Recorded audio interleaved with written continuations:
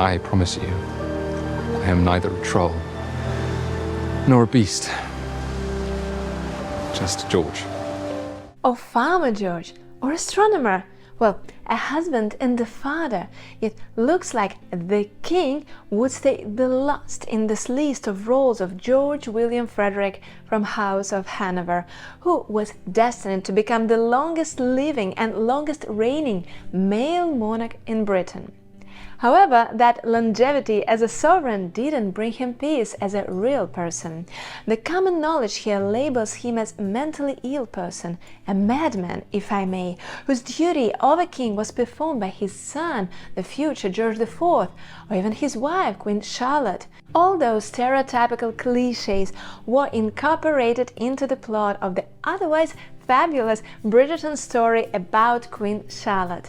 There they talk about her race, 15 children, none of whom is succeeding in producing an heir, her numerous Pomeranian dogs, and other curious peculiarities that made her reign so memorable for Britain and beyond. Watch my previous video to learn the true story behind Queen Charlotte. And now it's time to give a closer look at the life of her beloved husband, King George III.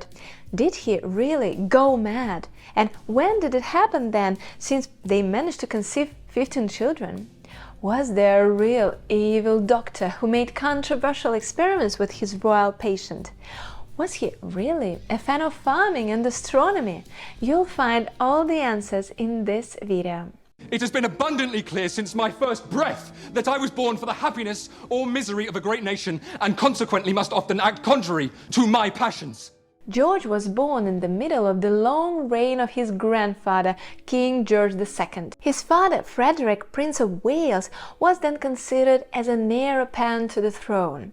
Sadly, he died well before his father, and the weight of the crown was swiftly passed on to our George, his eldest son. Let me call George III our for the purpose of this video to quickly distinguish him from his grandfather, who was George II, and his son George IV. Thankfully, his mother, Augusta, Princess of Saxe-Gotha, was there when her still very young son became the new king and had her ear to the ground when it came to his private life. By the way, did it occur to you that albeit being a king's mother, she's not styled as Queen Mother in the Netflix series? This question popped up in my mind at first, yet now you may already guess the reason why they are not calling her like that. Exactly, because her husband, Prince of Wales, died before acceding to the throne. She didn't become queen consort herself, hence she remained the Dowager Princess of Wales at only 32. A curious fact, Augusta didn't speak English when she arrived in London for the marriage. Apparently, no one considered that a problem, and she had literally no pressure to learn it quickly, since the British royal family was basically all of German origin. Thoughts? It is a problem. People will talk. People will talk. It is a problem. After the death of her husband, she was also nominated as the prospective regent in case George II died when our George was still a minor. Quite an important role, as you might suppose. No wonder she took it with due diligence and attention. Perhaps in that fervor of keeping her children under control, our George, the future king in particular, lies the basis of his nervousness and anxiety that would go out of control in the future. I am the picture of duty. The crown resides within me, embedded like a knife. You do not need to explain it to me, mother. It is me! Although Princess Augusta was leading a rather secluded life together with her children, she had some powerful confidants at the court who would give her advice in private matters of political significance. So, this must be as the palace wished it to be. Must it not, Lord Bute? Lord Bute, so often referenced in the Bridgerton story of Queen Charlotte, was the principal one. He was the tutor of our George, officially, and unofficially, rumor had it, Bute and Augusta had an affair. The fact is, however, seriously doubted by historians today. Moreover, he had a huge influence on the prospective regent princess and her son, the king-to-be. His efforts paid off, and our George later nominated him the Prime Minister of Great Britain, although he kept a cabinet for slightly over a year only. Apart from his political ambitions, he did contribute to the education of our George. It is believed that his keen interest in natural philosophy has developed thanks to the efforts of Bute.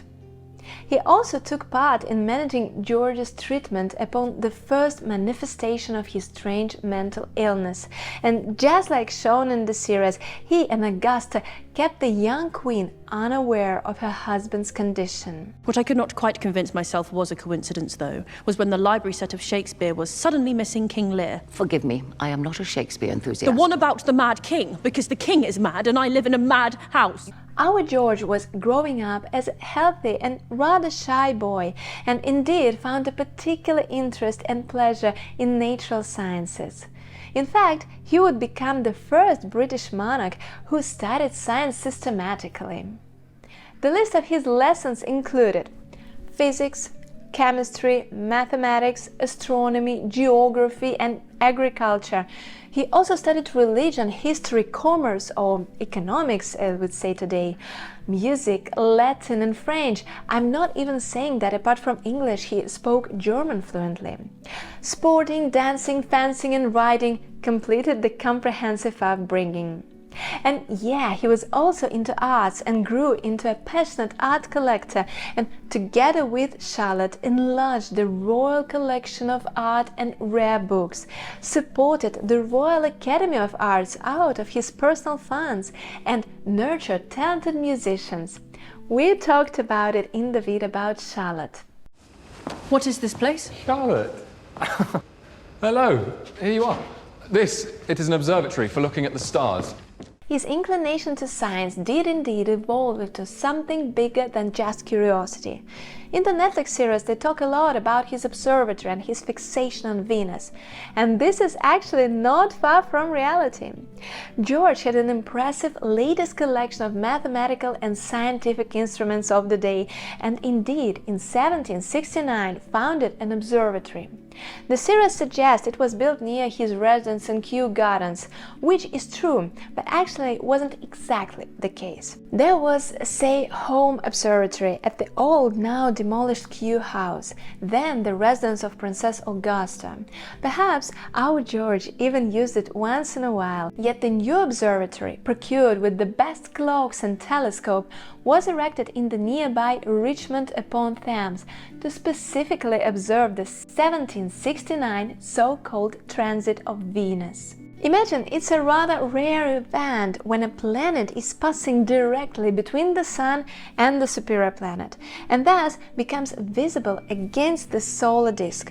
In other words, you can see Venus as a small dot on the surface of the Sun. Look, do you see it? I do not see anything.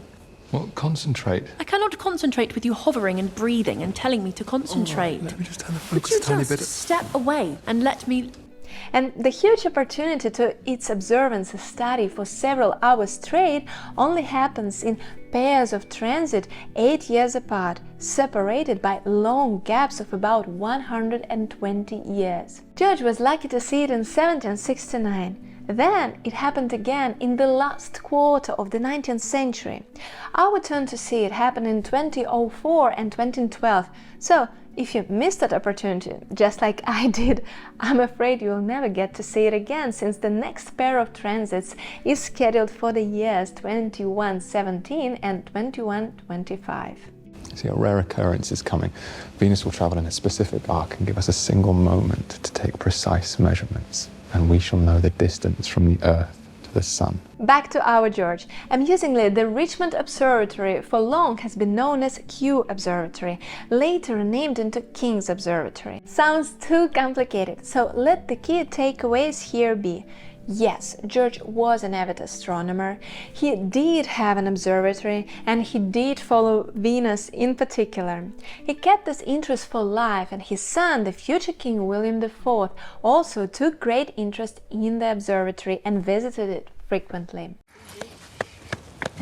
Well, when you see that 2 of these horses can accomplish in a day What took a team of ox in a week, you shall learn how easily old habits die. As for the farmer, George, you wouldn't believe it. Or perhaps you would, yet the king was indeed dubbed like that by his contemporary satirists. There were a whole bunch of reasons for that. First of all, he was evidently keen on agriculture and contributed to its development, driven by the belief that methods could be advanced to increase private and public wealth. You see, he was living at the peak of the so-called British agricultural revolution and witnessed an unprecedented increase in agricultural production in Britain, which in turn was due to the increases in labor and land productivity. I found an amusing fact that upon his succession, our George decided to put down a whole lot of buildings at Richmond and Kew and convert the royal estate into a pasturage for cattle.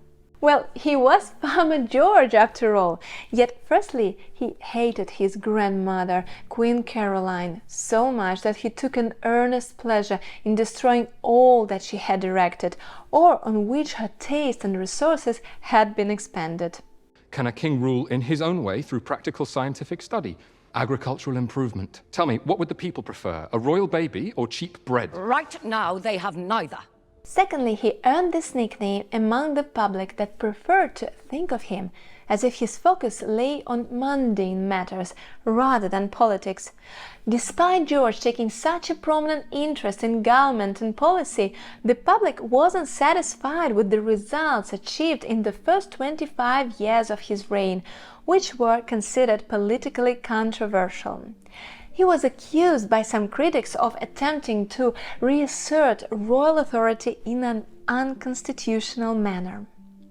I'm not going into the detail of his governments in this matter, yet to give you a general idea, imagine his reign corresponded with the American Revolution and War for Independence, and hence the loss of American colonies for Britain. Then the French Revolution and Napoleonic Wars. There were tons of local government issues as well as slavery and tyranny problems in the colonies. All in all, he reigned for 55 years and lots of good and bad things happened then and contributed to the love and hate relationship between him as sovereign and his subjects that inevitably evolved this way when someone assumes power for so long. The war has drained our coffers. Now the American colonies threaten to withhold taxes and Parliament revolts.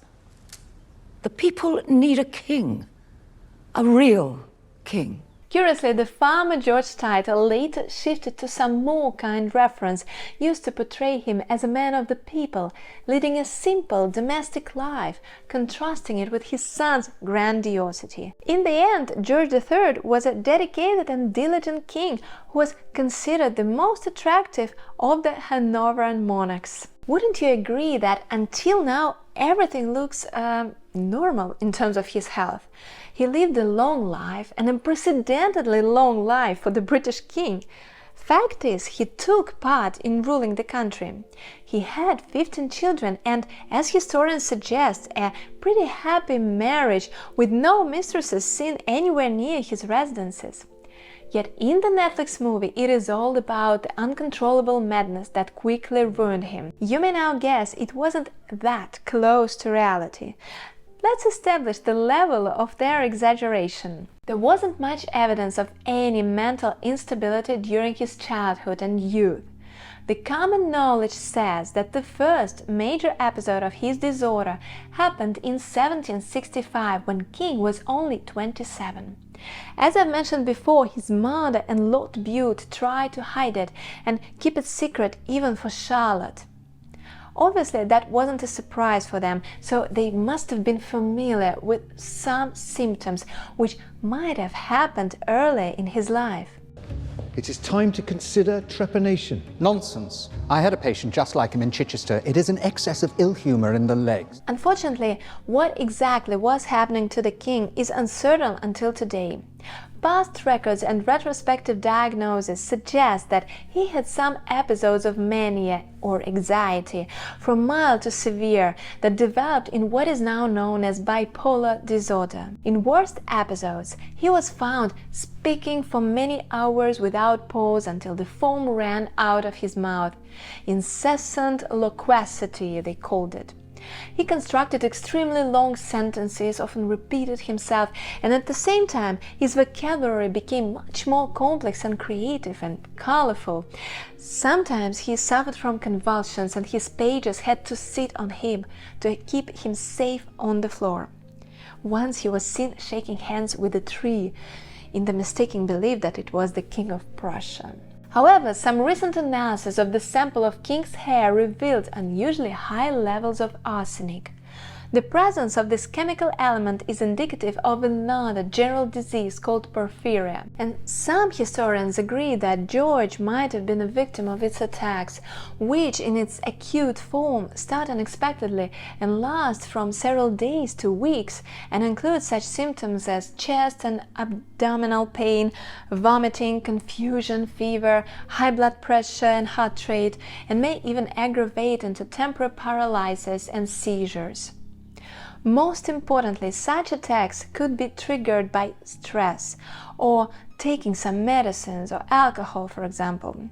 Porphyria is also closely linked with severe depression, which could have been the case for George. Moreover, he reportedly had striking blue urine at those periods, another sign of porphyria. At the same time, there is no direct evidence whether George was indeed suffering from it, or the high level of arsenic in his body was a trace of some cosmetic they used in wigs or hats, and the blue color of urine likely came from some particular medicine, gentian, a plant with deep blue flowers the doctors were giving him to treat the symptoms. In any case, neither bipolar disorder nor porphyria were known to the medics back then, and this way could not be properly diagnosed in his epoch. We tried your methods. They succeeded in nothing but driving the humor into his stomach. Your Highness, I implore you, diet is the key. Enough. And what were the doctors saying? Well, they certainly didn't have that kind of medicine we have today, so their approach was more or less simple and straightforward. They used to restrain him in a straitjacket until he was calm, blistering his skin, oh, I can't even imagine how it was, and applied caustic poultices to draw out evil humors. Poor George, I just hope his struggles weren't of that magnitude as shown in the series. If the king is declared insane, he loses the throne. Not insane. Merely suffering a disorganization of the nerves. Disorganization I have devoted my career to curing. The medical brigade was indeed led by a controversial figure, Francis Willis, who was a physician and a priest at the same time. He specialized in dealing with wrongheads, that's what they called mentally ill patients back in the day, and was brought in by Charlotte during the second period of George's illness in 1788. Apart from the traditional methods I told you before, his methods included psychotherapy and proper nutrition as opposed to medication, and generally more kindness and consideration for the patient. That was then the norm. Talking? Huh. Are we to believe this malady can be cured with one's voice? It depends on the voice. This is actually totally opposite to the barbaric and extremely cruel treatment shown in the Queen Charlotte series. It took Willis several months to bring King back to normal and declare him totally healthy. This brought the doctor fame and financial support from the king for the rest of his life. And I'm not even mentioning the crowds of new patients willing to repeat King's successful recovery. Let us smile and wave. Ready?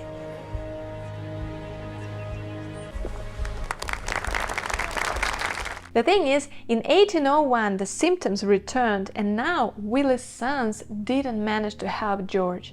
He eventually recovered, yet suffered another attack in 1810 when he was already getting increasingly deaf and almost totally blind from cataracts, and suffered from painful rheumatism and dementia. This time his hysteria proved incurable and left him in that state of mind until the end of his life. His son, George, Prince of Wales, became the regent for those years. So, was he that ill as shown in the series? I'm inclined to say that the screenwriter somewhat aggravated everything for the purpose of the drama. There were huge gaps, literally, in between the attacks that seriously affected his life. In 1765 there was some first brief episode which went almost unnoticed even for the inner circle.